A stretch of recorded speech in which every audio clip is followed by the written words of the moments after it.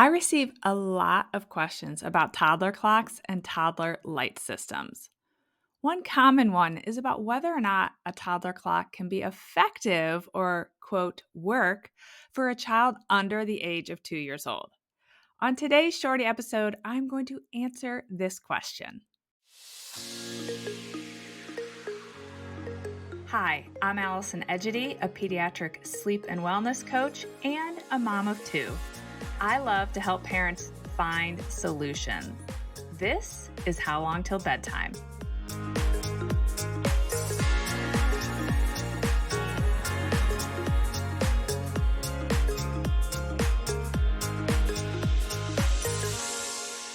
Let me just start by saying that I am a huge fan of toddler clocks.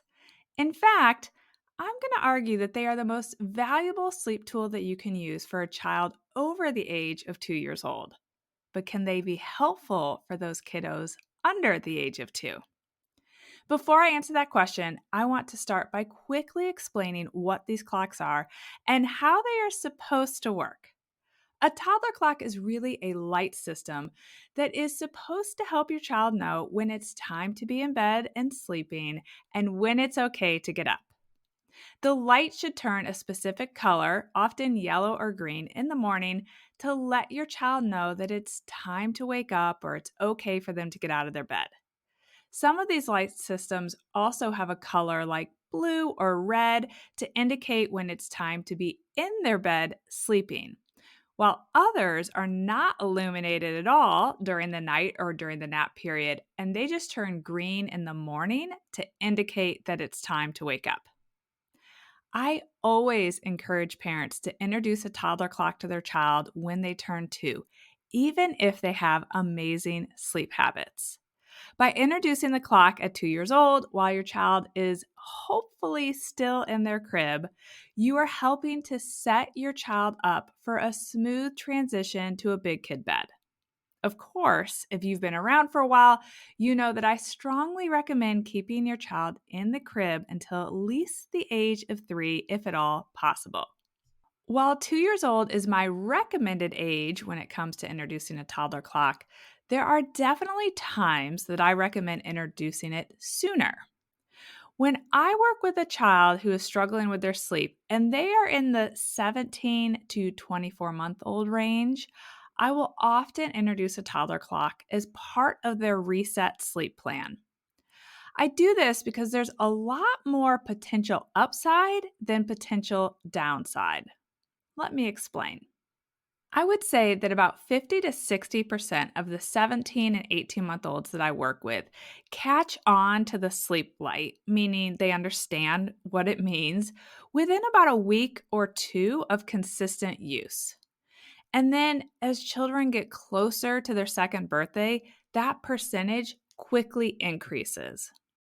Once the concept of the toddler clock clicks and they understand that, oh, when that light turns green, my parent is going to come in and get me up, it really helps kids understand if it's still the middle of the night when they wake up. Because if that light is not green, they know it's time to be sleeping. This is incredibly helpful when they're having an off night because our kids aren't robots. Every night is not going to be perfect.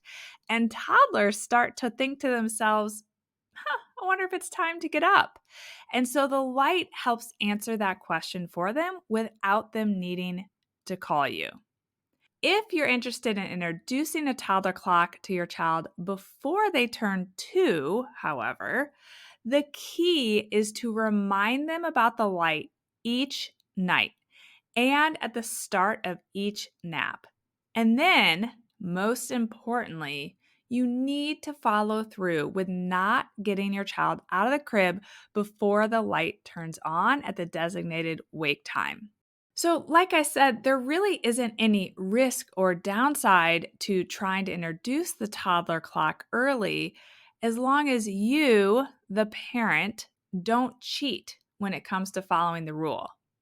If, for example, you decide to get your child up before the light turns green because it's going to turn green in 5 minutes anyway, and they're upset, and you're assuming that they don't quote, get it or understand what the toddler clock means, but then they do start to, in fact, understand what it means.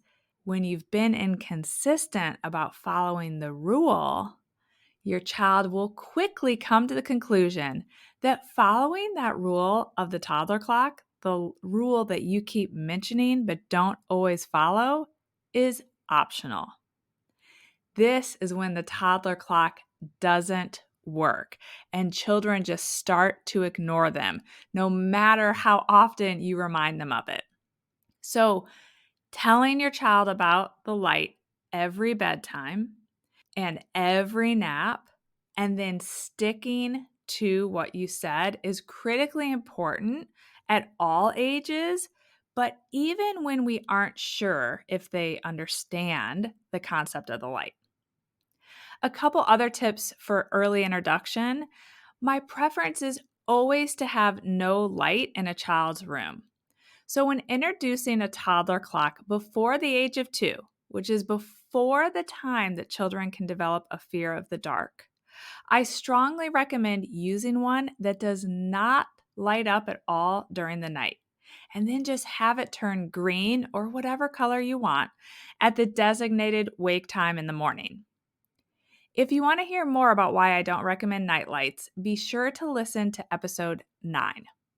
In order to help you be consistent about following the rule of the toddler clock, while also giving you some flexibility on the time that you actually get your toddler out of the crib in the morning, I recommend using a light like the Hatch Rest. With the Hatch, for example, you can control the light when it turns on, when it turns off. You could make any changes to that hatch from your phone.